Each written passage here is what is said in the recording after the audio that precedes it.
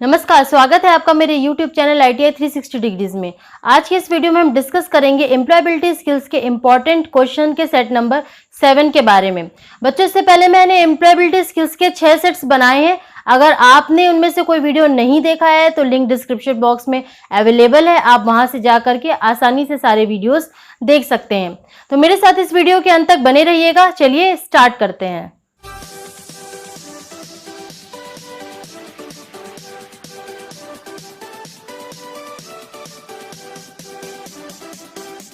Question number 1 है, उच्चारण से आप क्या समझते हैं?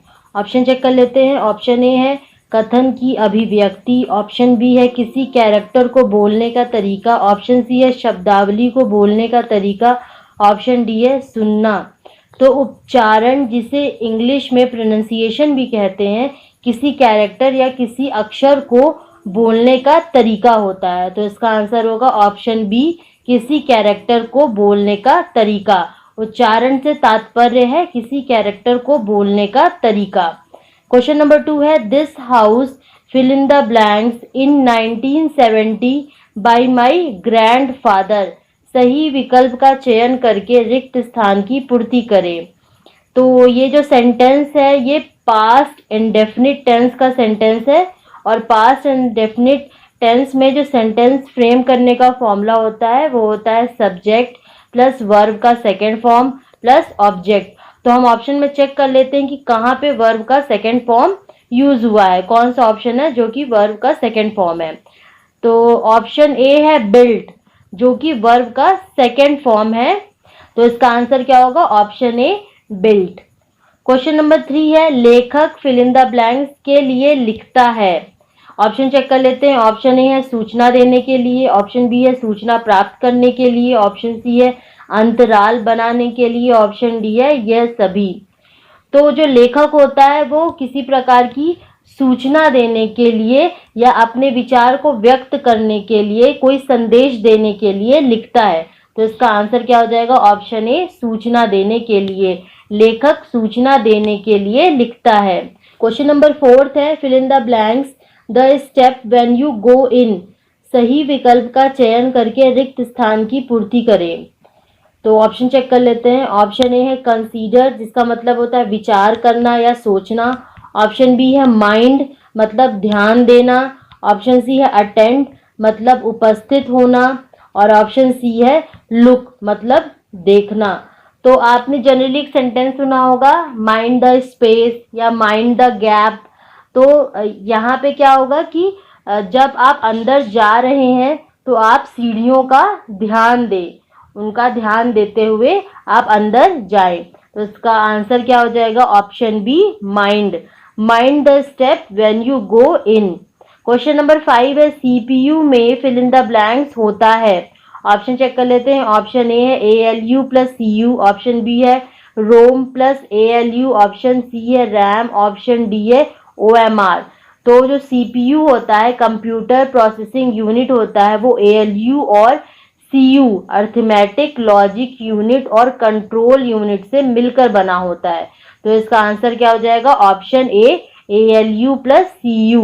CPU में ALU और CU होता है। क्वेश्चन नंबर 6 है, तिथि और समय फिल इन द ब्लैंक्स पर प्रदर्शित होता है। ऑप्शन चेक कर लेते हैं। ऑप्शन ए है टास्क बार, ऑप्शन बी है स्टेटस बार, ऑप्शन सी है सिस्टम ट्रे, ऑप्शन डी है लॉन्च पैड। तो कंप्यूटर की जो स्क्रीन होती है उसमें तिथि और समय, डेट और टाइम, टास्क बार पर प्रदर्शित होता है। तो इसका आंसर क्या हो जाएगा? Option A, task bar. Question number 7 है, फिल इन द ब्लैंक्स सक्रिय सेल के एड्रेस को दर्शाता है।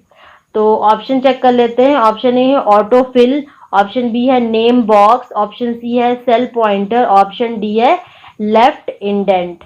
तो जो एक्सेल शीट होती है उसके सक्रिय सेल को नेम बॉक्स दर्शाता है। तो इसका आंसर क्या हो जाएगा? Option B, name box. Question number 8 है, नेटवर्क की सतह फिल इन द ब्लैंक से संबंधित होती है। मतलब इनमें से किससे नेटवर्क की सतह संबंधित होती है? तो ऑप्शन चेक कर लेते हैं। ऑप्शन ए है बिट्स, ऑप्शन बी है फ्रेम्स, ऑप्शन सी है पैकेट्स, ऑप्शन डी है नन ऑफ दीज। तो नेटवर्क की सतह पैकेट्स से संबंधित होती है, इसलिए इसका आंसर क्या हो जाएगा? Option C, packets.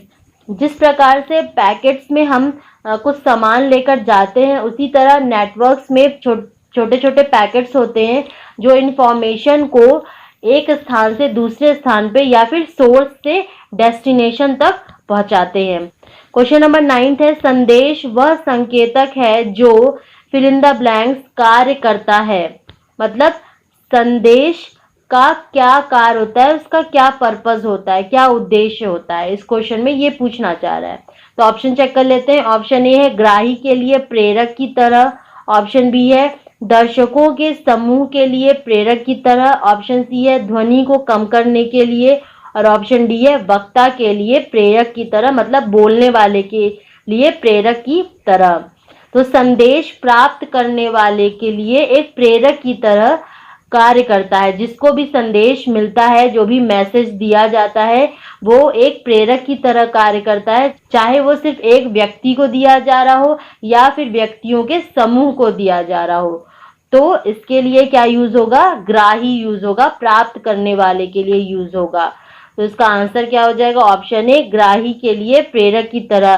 संदेश को जो भी प्राप्त करता है उसके लिए यह प्रेरक की तरह काम करता है, चाहे प्राप्त करने वाला एक व्यक्ति हो या फिर व्यक्तियों का समूह हो।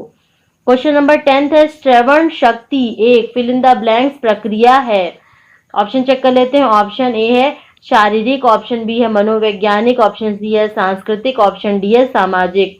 तो श्रवण शक्ति जो होती है वो एक शारीरिक प्रक्रिया होती है, एक फिजिकल स्ट्रेंथ होती है। तो इसका आंसर क्या हो जाएगा? ऑप्शन ए, शारीरिक। क्वेश्चन नंबर 11 है, स्व जागरूकता का बोध सीधे फिल इन द ब्लैंक से होता है। ऑप्शन चेक कर लेते हैं। ऑप्शन ए है हृदय, ऑप्शन बी है व्यक्तित्व, ऑप्शन बी है मनुष्य, और ऑप्शन डी है समाज। तो स्व जागरूकता मतलब स्वयं में जागरूक होना, स्वतः जागरूक होना। तो इसका उद्देश्य सीधे या इसका बोध किससे होता है? व्यक्तित्व से होता है। किसी के व्यक्तित्व को देख करके हम खुद ही जागरूक होते हैं, खुद ही उससे प्रेरित होते हैं। तो इसका आंसर क्या हो जाएगा? ऑप्शन बी, व्यक्तित्व। क्वेश्चन नंबर 12 है, साक्षात्कार के लिए कब जाना चाहिए? ऑप्शन चेक कर लेते हैं। ऑप्शन ए है 2 घंटे पूर्व, ऑप्शन बी है 1 घंटा जल्दी, ऑप्शन सी है 30 मिनट जल्दी, ऑप्शन डी है ठीक समय पे। तो जब भी हम किसी इंटरव्यू के लिए जाते हैं, किसी साक्षात्कार के लिए जाते हैं, तो हमें ना तो बहुत पहले जाना चाहिए और ना बिल्कुल ठीक समय पे जाना चाहिए। बाद में तो हमें जाना ही नहीं है। तो इसका सही आंसर क्या हो जाएगा? 30 मिनट जल्दी। अगर आप इंटरव्यू के लिए 30 मिनट पहले जाएंगे तो वो आपका सही समय होगा, और लगभग 30 मिनट पहले आपको इंटरव्यू के लिए जाना चाहिए। क्वेश्चन नंबर 13 है, NSIC का मुख्यालय फिल इन द ब्लैंक्स में स्थित है। ऑप्शन चेक कर लेते हैं। ऑप्शन ए है दिल्ली, ऑप्शन बी है जयपुर, ऑप्शन सी है अलवर, ऑप्शन डी है भोपाल। तो NSIC यानी कि national small industries corporation limited या राष्ट्रीय लघु उद्योग निगम लिमिटेड, यह भारत सरकार का एक उद्यम है और इसका कार्य देश में सूक्ष्म, लघु और मध्यम उद्योगों की उन्नति के लिए कार्य करना है, और इसका मुख्यालय दिल्ली में स्थित है। तो इसका आंसर क्या हो जाएगा? Option A, Delhi. Question number 14 है, RBI की समर्थक संगठन फिल इन द ब्लैंक्स है। मतलब इनमें से कौन सी RBI की समर्थक संगठन है? ऑप्शन चेक कर लेते हैं। ऑप्शन ए है IDBI, ऑप्शन बी है ICICI, ऑप्शन सी है IFCI, और ऑप्शन डी है ऑल अबव। तो इसका आंसर क्या हो जाएगा? Option A, IDBI। IDBI RBI की समर्थक संगठन है। क्वेश्चन नंबर 15 है, ATM का पूर्ण रूप क्या है? ऑप्शन चेक कर लेते हैं। ऑप्शन ए है any time money, option B है automatic teller machine, option C है ऑटोमेटिक मनी, और ऑप्शन डी है असिस्ट टाइम मनी। तो ATM का पूर्ण रूप होता है ऑटोमेटिक टेलर मशीन, इसलिए इसका आंसर हो जाएगा option B, automatic teller machine. ATM का पूर्ण रूप होता है automatic teller machine. Question number 16 है, अक्टूबर 2014 में मापी गई भारत की नामिक GDP fill in the blanks थी। ऑप्शन चेक कर लेते हैं। ऑप्शन ए है $2.047 ट्रिलियन, ऑप्शन बी है $1,625। ऑप्शन सी है $7.277 ट्रिलियन। ऑप्शन डी है $5,777। तो 2014 अक्टूबर में जो भारत की नामित जीडीपी थी वो थी $2.047 ट्रिलियन। तो इसका आंसर क्या हो जाएगा? Option A, $2.047 trillion. Question number 17 है, ऑनलाइन बैंकिंग के प्रयोग से आप फिल इन द ब्लैंक्स क्या कर सकते हैं?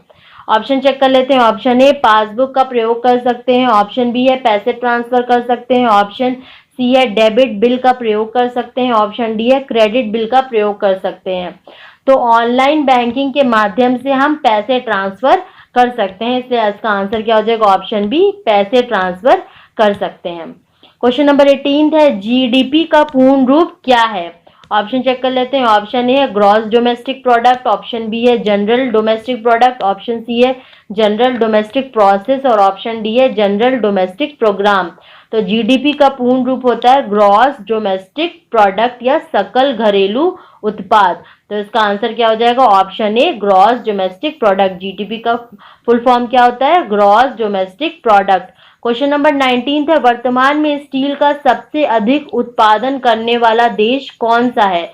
ऑप्शन चेक कर लेते हैं। ऑप्शन ए है भारत। ऑप्शन बी है अमेरिका। ऑप्शन सी है जर्मनी और ऑप्शन डी है चीन। तो वर्तमान में विश्व में स्टील का सबसे अधिक उत्पादन करने वाला देश है चीन, इसलिए इसका आंसर क्या हो जाएगा? ऑप्शन डी, चीन। क्वेश्चन नंबर 20 है, भौतिक जोखिम में फिल इन द ब्लैंक्स शामिल है। ऑप्शन चेक कर लेते हैं। ऑप्शन ए है वायरस। ऑप्शन बी है परजीवी। ऑप्शन सी है अनुपयुक्त तापमान और ऑप्शन डी है उपयुक्त तापमान। तो फिजिकल हजार्ड या भौतिक खतरों में अनुपयुक्त तापमान शामिल होता है, इम्प्रॉपर टेम्परेचर शामिल होता है, इसलिए इसका आंसर क्या हो जाएगा? ऑप्शन सी, अनुपयुक्त तापमान। वायरस ये एक बायोलॉजिकल हजार्ड या जैविक खतरा है। परजीवी यानी कि पैरासाइट ये भी एक जैविक खतरा है और उपयुक्त तापमान ये कार्य करने के लिए एक सुटेबल कंडीशन है। क्वेश्चन नंबर 21 है, दुर्घटना फिल इन द ब्लैंक्स है। तो ऑप्शन चेक कर लेते हैं। ऑप्शन ए अनुचित या अभद्र व्यवहार। ऑप्शन बी है अपेक्षित घटना। ऑप्शन सी है अनापेक्षित घटना और ऑप्शन डी है यह सभी। तो दुर्घटना जो है वो एक अनापेक्षित घटना है, हम इसकी अपेक्षा नहीं करते, हम इसकी कामना नहीं करते हैं, इसलिए इसका आंसर क्या हो जाएगा? ऑप्शन सी, अनापेक्षित घटना। दुर्घटना एक अनापेक्षित घटना है। क्वेश्चन नंबर 22 है, इनमें से किसे जैविक माना जाता है? ऑप्शन चेक कर लेते हैं।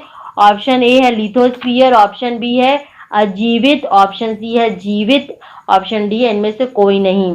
तो लिथोस्फीयर जो होता है वो किसी ग्रह या उपग्रह के सबसे ऊपरी पथरीले या चट्टान निर्मित परत को कहते हैं। और अजीवित मतलब जिसमें जान होगा नहीं, तो ये जैविक हो ही नहीं सकता। और ऑप्शन सी है जीवित, मतलब जिसमें जान हो, तो जिसमें जान हो उसी को ही जैविक माना जाएगा, इसलिए इसका सही आंसर क्या हो जाएगा? ऑप्शन सी, जीवित। जीवित को जैविक माना जाएगा, जिसमें जान नहीं होगा उसे जैविक नहीं माना जाएगा। क्वेश्चन नंबर 23 है, हाथों की सुरक्षा के लिए फिल इन द ब्लैंक्स का प्रयोग किया जाता है। मतलब हाथों की सुरक्षा के लिए हम किसका प्रयोग करते हैं? तो ऑप्शन चेक कर लेते हैं। ऑप्शन ए लंबी बाजू वाली कमीज। ऑप्शन बी है शील्ड। ऑप्शन सी है बॉडी हार्नेस। ऑप्शन डी है दस्ताने।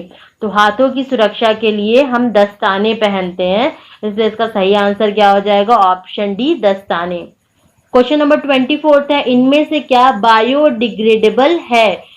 मतलब इनमें से क्या एक ऐसा पदार्थ है जो प्राकृतिक रूप से पृथ्वी में आसानी से घुल जाता है और पर्यावरण को हानि भी नहीं पहुंचाता है?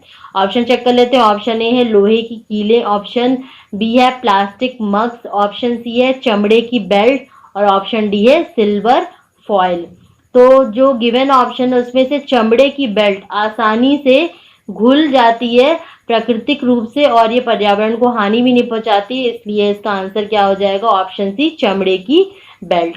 क्वेश्चन नंबर 25 है, ईपीएफ और एमपी अधिनियम फिल इन द ब्लैंक्स में स्थापित किया गया था।